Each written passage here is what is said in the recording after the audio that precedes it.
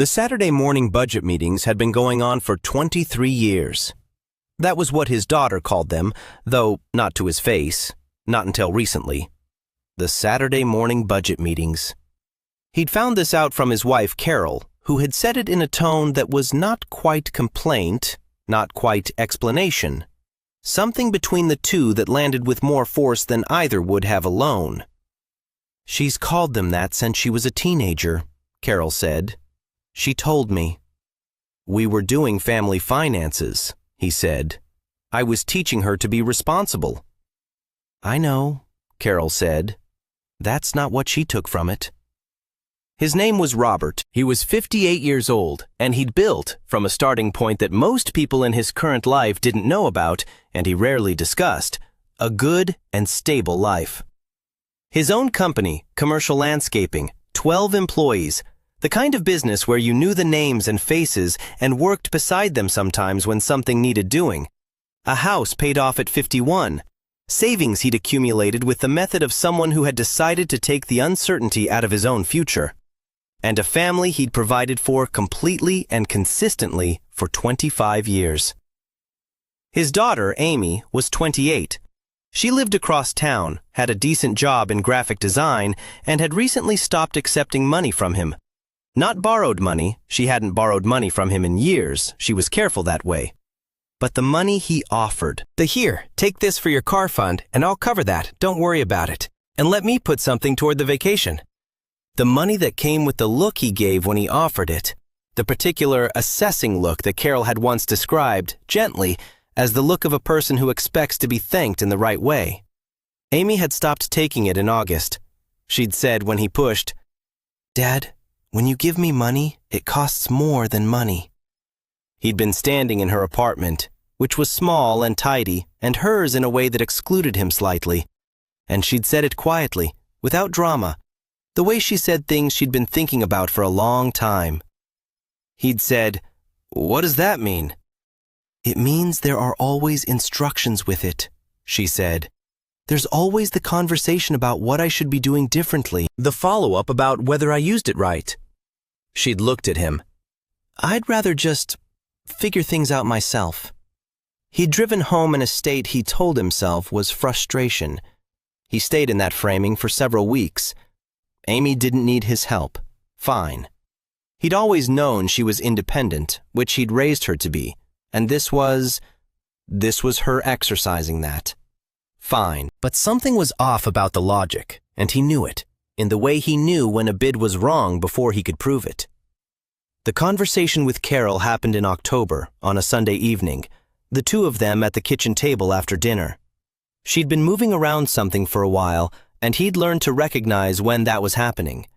Carol was not a person who said difficult things unnecessarily, which meant that when she was building toward something, it mattered.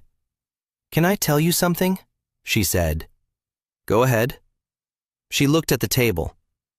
"In this house, people have been afraid of your reaction for a long time." She said it without accusation, in the specific tone of someone delivering information rather than an indictment. "Not of you, of your reaction to things." He was quiet. If something breaks, there's always a moment of, who's going to tell Robert? If something costs more than it was supposed to, or if plans change, or if someone made a choice you wouldn't have made. She looked up. "I'm not saying you're unkind. I know you're not unkind, but the house has had a tension in it for years that's about anticipating how you'll respond to things." "I work to make sure things don't break," he said. "I work to make sure the budget is—" "I know." She was patient. "I know you do. But there's a difference between the house being financially secure and people in it feeling secure." She paused.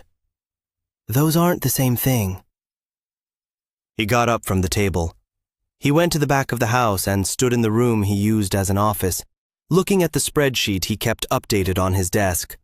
His running financial picture, assets and liabilities and projections, the document he'd been maintaining in some version since he was 24 and had sworn to himself that he would build something that couldn't be taken away. He stood looking at it for a long time. He'd grown up in a house in eastern Ohio that was not a house where the question, "Will we be okay?" was abstract. It was concrete and present and showed up at specific moments. The power being cut, a meal that was careful in ways that weren't explained, his mother's face when the car made a new sound. He'd been 11 when his father's job ended, 14 when they'd moved to a smaller place, and he'd spent the years between 14 and 22 working any job he could get and putting money away with the specific intensity of someone whose motivation was not ambition, but terror. The terror had worked. That was the honest thing, the thing that was hardest to look at. The terror had produced results that ambition might not have. The relentlessness of it, the refusal to stop, the inability to feel safe enough to slow down. He'd built something real from it. He'd also, somewhere in the building, applied the terror to everything around him. To the budget meetings and the follow-up questions, and the particular look when someone spent money on something he wouldn't have chosen. He'd called it responsibility. He'd believed that was what it was. He thought about Amy in her small apartment, figuring things out herself. He thought about Carol's phrase, "The house has had a tension in it." He thought about being 11 years old and coming home from school and his mother's face when the power bill was open on the counter, and the specific feeling of a house where things were always potentially about to go wrong, and how much of his adult energy had gone into making sure his house wasn't that house, and whether he'd succeeded in the specific way he'd intended to, or in some other way he hadn't. He thought about what he'd wanted as a kid. Not only money. He knew the want had been more than money. He'd wanted the feeling of a house that wasn't holding its breath. He'd built a house that was holding its breath. Here's the thing about fear that works. It becomes the thing you know, the thing that made you, and you stop being able to feel the difference between the fear keeping you safe and the fear running everything else. If you know this from inside, stay with this one. And subscribe if this is where you come for stories like it. He called Amy on a Saturday. Not the morning, the afternoon, which was different, which she'd noticed. She answered carefully. He recognized the carefulness. "I want to apologize," he said, "about August, about the money, and the way I've done the money." She was quiet for a moment. "Dad, let me say it," he said. "I've been thinking about what you said, the instructions that come with it. I think you were right." He paused. "I think I've been giving you things with conditions on them and calling it help, and I don't think that was right." Amy said nothing. He could hear her breathing, which was the sound of someone receiving something unexpected and deciding how to hold it. "I grew up scared," he said. "I know you know this in the general sense, but it was specific, and I think I've been running on that fear for a long time past when I needed to." He stopped. "I think I brought it home and made everyone else manage it with me." "Yeah," Amy said, quietly. "A little bit." "I'm not going to be perfect at this," he said. "I want to be honest about that. I don't think the fear goes away. But I'm going to try to. I want to try to help without the conditions attached, if that's something you'd want." She was quiet again, longer this time. "I'd like that," she said finally. "Yeah, I'd like that." They talked for a while. He asked about her work, asked about it the way Carol had suggested once, without the financial subtext. Not, "Is that stable and what does the growth look like?" But what was she actually doing? What did she find hard about it? What was interesting? She told him about a project she'd been working on, and he listened and asked something about the creative part of it, and she answered with more than she usually gave him, which was information he stored without commenting on. When they were hanging up, she said, "Dad, I know you built something real. I know what you came from." A pause. "I just want to be in a family, not an organization." "I know," he said. "I'm working on that." Carol was in the kitchen when he came in. She looked at him with the question that wasn't a question. "Called Amy," he said. "How did it go?" "Okay." He thought about it. "Better than okay. She said she wants to be in a family, not an organization." Carol looked at him. "She's not wrong," he said. "No," Carol said. "She's not." He sat down at the kitchen table. Not the desk, not the office, the table. "I've been thinking about something," he said. "About when I was a kid. What I wanted when things were hard." He looked at the table. "It wasn't just money. I wanted the house not to be afraid all the time." He paused. "And I made a house that's afraid of me." Carol sat across from him. She didn't say anything because this was not the moment for saying. It was the moment for sitting with something. "I don't know how to do this differently immediately," he said. The checking, the planning, the wanting to know where everything is, I don't know that I can just stop." "Nobody's asking you to stop caring about stability," she said. "That's not the problem." "What's the problem?" She looked at him. "The problem is that everyone around you has to prove they take it as seriously as you do." She paused. "Before you trust them." He thought about this. "They do take it seriously," he said. "Amy does. You do." "I know," she said. "But you check anyway." He was quiet. "Because I'm afraid," he said. "I know. Even when there's nothing to be afraid of." "Yes." He looked at the table. He looked at the room, the kitchen of the house he'd paid off 7 years early, in the neighborhood he'd chosen for its stability, with the appliances he'd researched because quality held its value. Everything in it was the product of careful, continuous effort. Everything in it was safe. "I'm going to try," he said. "I don't know exactly how, but I'm going to try." Carol nodded once. Then she reached across the table and put her hand over his briefly, the way she had when they were first married, before the budget meetings and the follow-up questions and the years of managing his fear together. He turned his hand over. He didn't have a plan. That was new. He almost always had a plan. But he didn't know exactly what the changed version looked like in practice, and he decided not to plan it out into a system because he understood, finally, that making a system for being different was just another version of the problem. He was going to have to feel his way through.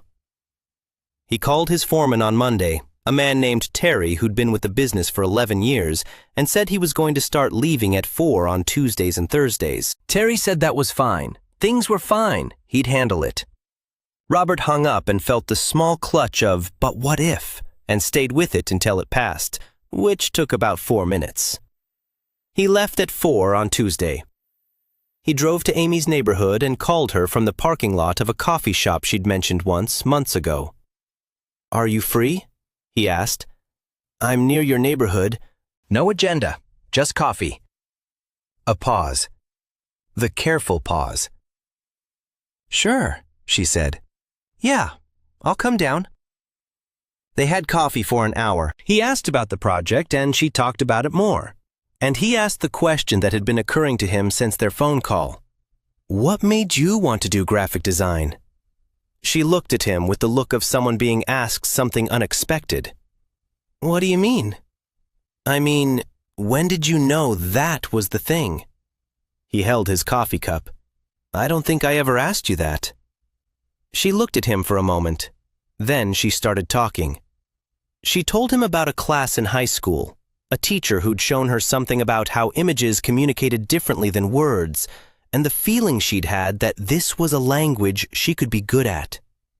She told him about a project she'd done sophomore year that she'd been proud of and had kept. She told him the specific thing about it that she liked, the problem-solving aspect, the constraint of the visual format, the way she felt when something worked. He listened. He didn't think about whether it was a stable industry or what the long-term financial picture looked like. He listened to his daughter talk about something she loved. It was not comfortable, exactly. The not planning felt like not holding on to something, which had its own physical sensation, but he stayed with it. When they were leaving, Amy said, "This was nice, Dad." "Yeah," he said. "It was." She hugged him, which she did sometimes and sometimes didn't, and this time she did, and he held on to it for a second longer than usual. He drove home thinking about his father. His father had been a man with his own fears, his own failures, his own insufficient tools for the life he'd been given. Robert had spent his adult life in opposition to what his father had failed at. The money, the instability, the feeling of a house that might not hold, and had not, in his opposition, noticed that he'd replicated the thing underneath it. The thing underneath it was the household being organized around one person's fear. He wasn't his father. He'd built different things. But the fear had done its own kind of damage. And the damage was real. And he was going to spend whatever time was available trying to understand it well enough to stop spreading it around. The fear didn't go away. He hadn't expected it to. On a Thursday evening, when he saw an unexpected charge on the shared account, the old response came. The tightening, the need to know, the impulse to ask in the tone that everyone was tired of. He felt it. He sat with it for a moment. He looked at the charge. It was a thing Carol had bought, something for the house, nothing unreasonable. He didn't say anything about it. He closed the app. This was small. He knew it was small. But it was the practice of it, the individual moment of choosing differently, and you could only do it one moment at a time. Carol said, at dinner that evening, that she'd bought a new thing for the kitchen. She said it in the way she'd learned to say things over the years, with the slight bracing of someone pre-explaining. "I saw," he said. "Good." She looked at him. "Is it what you wanted?" he asked. She looked at him more. "Yes," she said. "Good," he said again. They ate dinner. He thought about Amy. He thought about the word she'd used, organization. He thought about his 11-year-old self and the specific wish underneath the wish for money, which was just the wish for a house that wasn't afraid. He could still build that. The building materials were different now, but he could still build it. He picked up his phone after dinner and sent Amy a text. Simple. "I've been thinking about that project you told me about. The one from high school. Do you still have it?" She texted back 20 minutes later. "I do, actually. Why?" "I'd like to see it sometime," he wrote. "If you want to show me." A pause, then, "Yeah, I'd like that." He put the phone down. The house was quiet in a way that felt different from before. Not resolved. He understood it wasn't resolved, that these things don't resolve. They just become more conscious, more deliberate, the choosing done with more awareness of what was being chosen. But quieter. If this story landed somewhere, if you recognize the fear that keeps working long past when it needed to, leave a word in the comments. You don't have to explain it. And take care of yourselves.